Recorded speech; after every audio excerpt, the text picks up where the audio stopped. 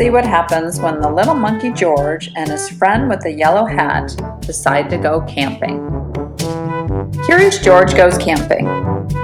Written and illustrated by Margaret and H.A. Ray. This is George. He was a good little monkey and always very curious.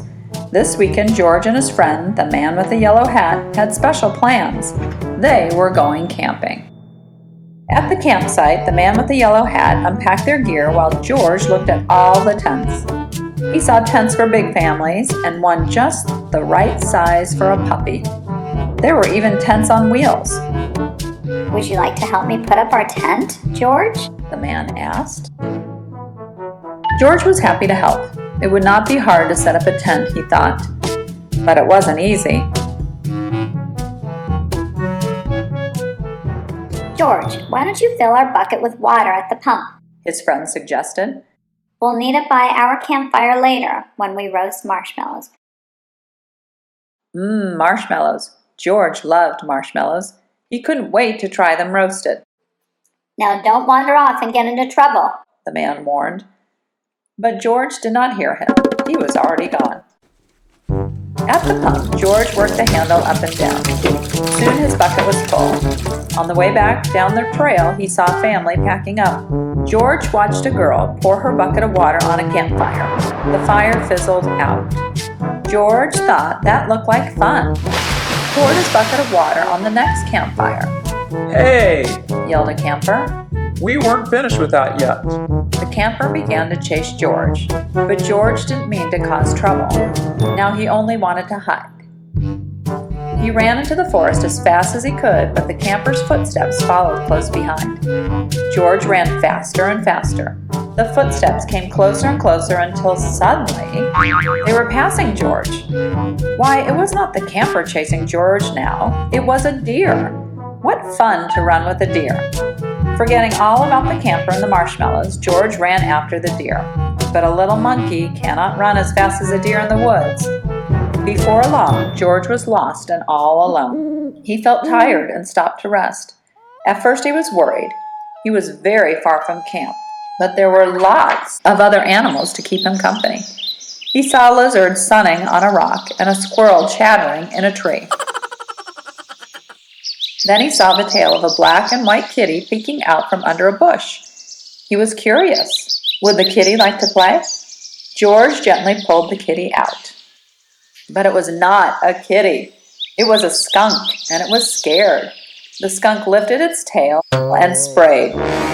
Phew! The spray smelled awful. The animals tried to get away. George wanted to get away too, but he could not. The smell was all over him. How would he ever get rid of this awful smell, he wondered. Too bad he could not take a bath in the woods. Then George had an idea. He could wash the smell off in the creek. George jumped into the cold water. He splashed and scrubbed, but he was still smelly. And now he was wet too. But what could he do? George thought and thought. If he climbed up a tree to dry off, would the smell blow away? No. Even dry and high up in the tree, George did not smell better. Poor George. He wished he hadn't wandered so far from camp. He wished he were roasting marshmallows with his friend. Suddenly, George heard footsteps heading toward him. Someone was coming. It was the forest animals, but they ran right by him. They had seen something scary, and George saw it too. It was a fire. George had gotten into trouble for putting out one fire, but this fire wasn't in the campground. This was an emergency. Quickly, George climbed down the tree and grabbed his bucket. He scooped it full of water in the creek. Then, being careful not to spill, he climbed back up and swung from branch to branch through the trees. When George got close enough to the fire, he reached down and poured the water on the flames. Out went the fire with a big hiss. Just then, George's friend rushed out of the forest with a ranger. George, he called. I was afraid you would be here. "It's a good thing you were here, George," the ranger said. "We saw smoke from the campground, but you put this fire out just in time."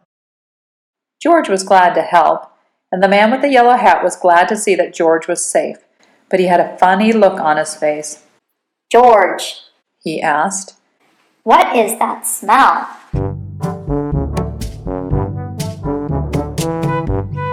Back at the campsite, George's friend helped him get rid of the awful smell. After a strange bath in tomato juice, George smelled fine. Then the man with the yellow hat invited the ranger to cook dinner with them over their own small campfire. Fires can be nice if you're careful, Said the ranger. George agreed, especially for roasting marshmallows.